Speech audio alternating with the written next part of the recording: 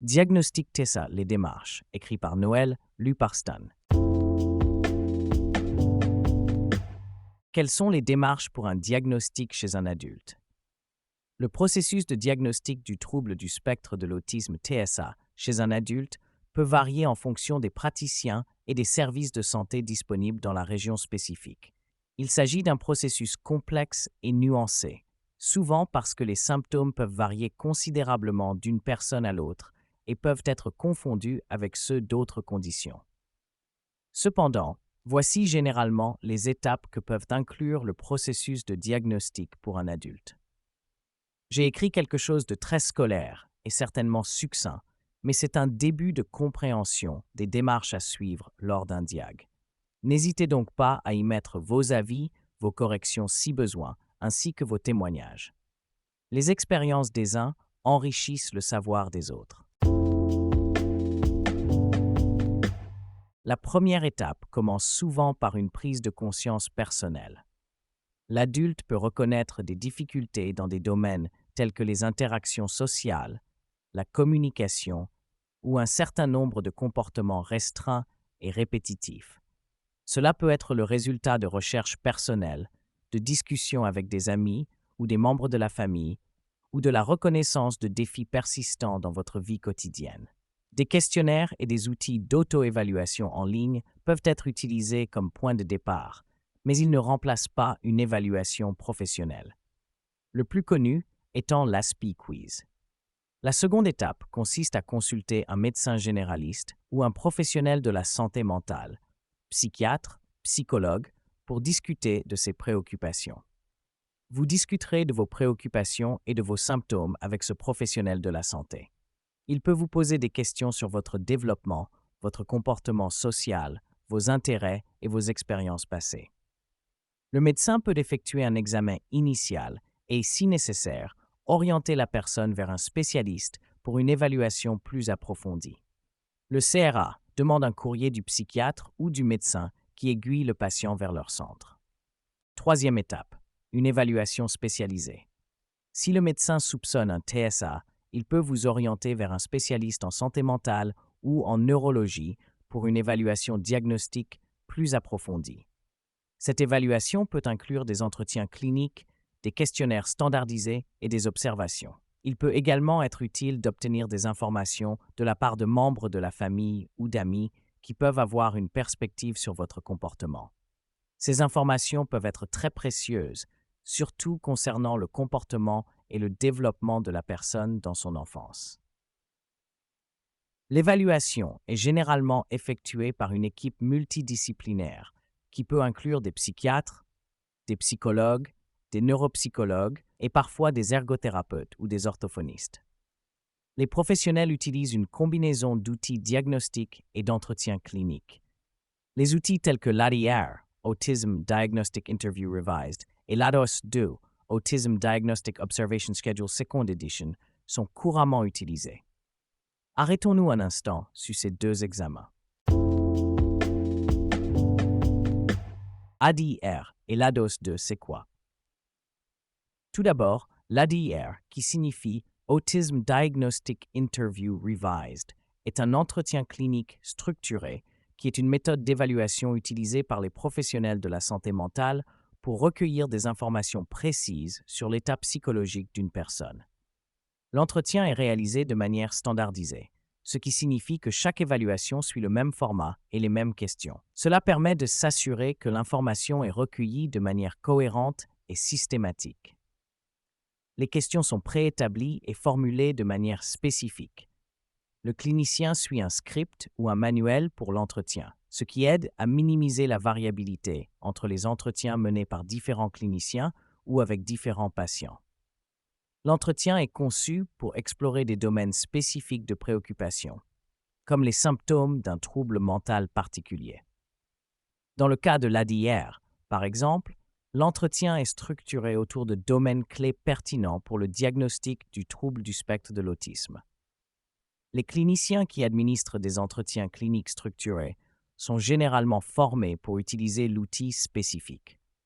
Cela garantit que l'entretien est mené de manière compétente et cohérente. En standardisant la manière dont l'information est recueillie, les entretiens cliniques structurés visent à être plus objectifs et à produire des résultats reproductibles et fiables. Cela permet également de comparer les résultats entre différents patients ou à différents moments pour le même patient. Les informations recueillies lors de l'entretien sont utilisées pour évaluer la présence et la sévérité des symptômes, ce qui aide à formuler un diagnostic. Cela peut également informer le plan de traitement en identifiant les domaines spécifiques où un individu peut avoir besoin de soutien. L'entretien clinique structuré est une méthode rigoureuse et systématique pour évaluer les problèmes psychologiques, garantissant que les informations importantes sont recueillies de manière exhaustive et cohérente. C'est un outil précieux dans le diagnostic et l'évaluation des troubles mentaux, y compris le trouble du spectre de l'autisme. Revenons à nos moutons. L'ADR consiste en une interview approfondie avec les parents ou les soignants de la personne évaluée. L'interview couvre différents aspects du comportement et du développement de l'individu, notamment la communication, les interactions sociales, les jeux, les intérêts restreints et les comportements répétitifs. L'interview est divisée en plusieurs sections, chacune portant sur des domaines spécifiques du comportement et du développement. Les réponses sont codées et comparées à des seuils spécifiques pour aider à déterminer la présence d'un TSA. Le but est de fournir une évaluation complète des comportements relatifs au TSA, principalement basée sur le développement précoce et le comportement actuel dans ces domaines clés. Déroulement de l'examen. Préparation à l'entretien. L'interviewé, souvent un psychologue ou un psychiatre formé à l'utilisation de l'ADIR, se prépare en rassemblant les informations nécessaires sur l'individu à évaluer, y compris son histoire développementale. Réalisation de l'interview. L'interview se déroule généralement en un seul rendez-vous qui peut durer 2 à 3 heures. L'interviewé rencontre les parents ou les soignants de l'individu, pas l'individu lui-même. L'interview couvre des questions détaillées sur 3 domaines principaux: la communication, verbale et non verbale, les interactions sociales et les comportements restreints et répétitifs. Il y a aussi une section sur l'histoire du développement de l'individu. Codage et analyse des réponses. Les réponses sont codées selon un système spécifique. Les scores sont attribués en fonction de la fréquence et de l'intensité des comportements relatifs au TSA. Après l'interview, l'intervieweur analyse les réponses et compare les scores aux critères diagnostiques pour le TSA.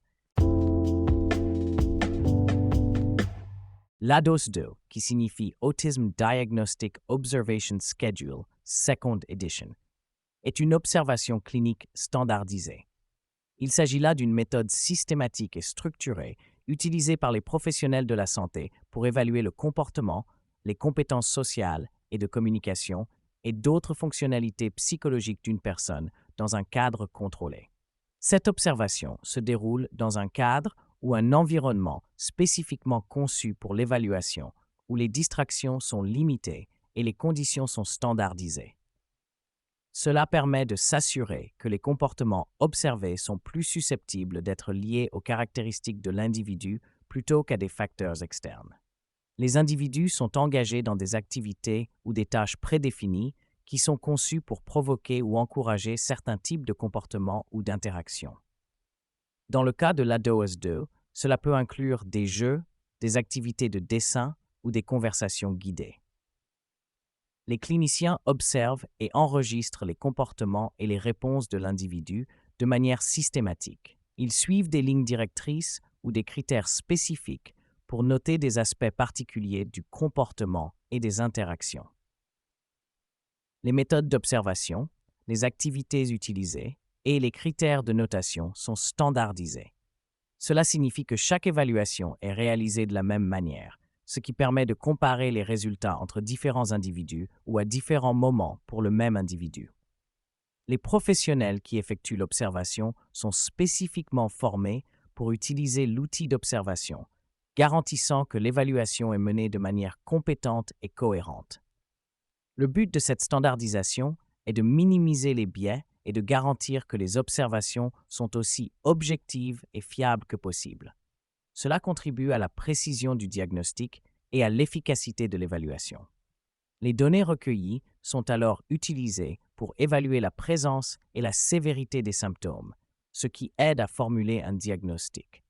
Cela peut également informer le plan de traitement en identifiant les domaines spécifiques où l'individu peut bénéficier de soutien ou d'intervention. l'ADOS-2 est donc utilisée pour évaluer les individus de différents âges, allant des jeunes enfants aux adultes, et de différents niveaux de langage et de fonctionnement. Il consiste en une série de tâches structurées et semi-structurées qui sont administrées dans un contexte de jeu ou de conversation. Ces tâches sont conçues pour provoquer et observer les comportements sociaux, communicatifs et de jeu qui sont importants pour le diagnostic du TSA. Il existe différents modules dans l'ADOS-2 et le choix du module dépend de l'âge et des capacités de langage de l'individu. Chaque module a ses propres tâches, mais suit un format similaire pour permettre une évaluation cohérente. Son but est de fournir une évaluation standardisée et semi-structurée des comportements sociaux et de communication qui sont caractéristiques du TSA. Déroulement de l'examen. Sélection du module. Avant l'évaluation, l'examinateur sélectionne l'un des modules de l'ADOS-2 en fonction de l'âge chronologique et des capacités de langage de l'individu. Mise en place de la session. L'évaluation se déroule généralement dans une pièce calme et bien organisée, avec les matériaux nécessaires pour les tâches du module sélectionné. Déroulement des tâches. L'individu et l'examinateur interagissent dans une série de tâches. Ces tâches sont conçues pour susciter des comportements sociaux et de communication. Par exemple, il peut y avoir des jeux, des activités de dessin ou des conversations guidées. Codage et évaluation. Les comportements observés sont codés immédiatement après la session. L'examinateur utilise un système de codage standardisé pour évaluer les comportements dans différents domaines, comme la communication, les interactions sociales et les comportements restreints et répétitifs. Analyse et rapport. Après l'évaluation, l'examinateur analyse les données recueillies en les comparant au seuil établi pour le diagnostic du TSA. Un rapport est rédigé, intégrant les résultats de l'ADOS-2 et, si disponible, de l'ADIR, ainsi que d'autres informations pertinentes sur l'individu. Ensemble, l'ADIR et l'ADOS-2 fournissent une évaluation complète qui couvre à la fois les aspects historiques du développement de l'individu via l'ADIR et son comportement actuel dans un contexte interactif via l'ADOS-2. Leur utilisation combinée est considérée comme la norme d'or dans le diagnostic du TSA, fournissant une évaluation riche et nuancée qui peut aider à établir un diagnostic précis. Aparté fait, revenons à notre parcours diagnostique. La quatrième étape consiste à évaluer votre fonctionnement quotidien. Les professionnels de la santé chercheront à comprendre comment les symptômes du TSA affectent votre vie quotidienne. Cela peut inclure des discussions sur vos routines, vos interactions sociales, votre emploi, vos relations et vos loisirs. Il est courant que les adultes avec un TSA aient également d'autres troubles de santé mentale ou conditions médicales. Le professionnel évalue également si d'autres conditions coexistent et comment elles peuvent être gérées. Il est important d'évaluer et de traiter ces autres conditions qui pourraient coexister avec le TSA, comme le TDAH, les troubles anxieux, la dépression ou des troubles spécifiques d'apprentissage. Recueil de l'anamnèse. L'anamnèse est un examen approfondi de votre historique médical et de développement. Il peut inclure des informations sur votre enfance, vos antécédents familiaux, vos étapes de développement, vos réalisations et vos défis passés. Restitution des tests et rapports. Une fois que toutes les informations pertinentes ont été collectées, le professionnel de la santé peut établir un diagnostic de TSA, si celui-ci est confirmé. Le professionnel fournira un rapport détaillé, discutera des résultats avec vous et proposera des recommandations pour le soutien et les interventions. Ce plan peut inclure des thérapies comportementales et cognitivo-comportementales, un soutien pour les compétences sociales, des adaptations au travail ou dans l'enseignement, et si nécessaire, des médicaments pour gérer des symptômes spécifiques comme l'anxiété ou la dépression. Et enfin, le suivi. Pour mon expérience perso, le CRA ne suit pas les adultes autistes. Je suis reparti avec des noms et numéros de téléphone, rien de plus. Vas-y, débrouille-toi avec ça, ma belle. Mais ce suivi régulier peut être fait avec votre psychiatre. Je pense qu'il est important, ne serait-ce que pour adapter les interventions au fil du temps et pour répondre à tout changement dans vos besoins ou circonstances. Ce parcours peut varier en fonction des pays, des régions et des professionnels de la santé impliqués. Il est recommandé de consulter les professionnels de la santé mentale ou les centres spécialisés dans les troubles du spectre autistique, comme les CRA, pour obtenir des informations spécifiques à la situation locale. Vous trouverez dans la description de cet épisode un lien qui répond aux questions les plus fréquemment posées au CRA de Tours.